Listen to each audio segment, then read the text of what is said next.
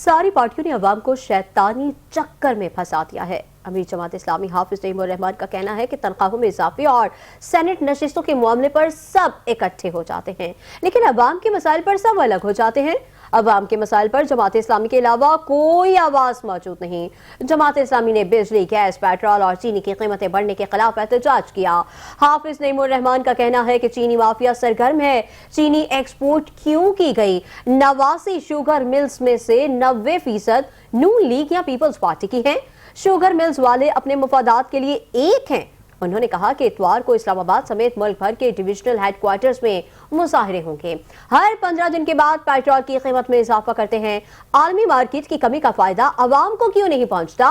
उनका कहना है कि RLNG की कतर के साथ मुआहदों में पाकिस्तान की सूरत हाल का ख्याल नहीं रखा गया। इंडस्ट्री के लोग कहते हैं हमें गैस इंपोर्ट करने की इजाजत दी जाए।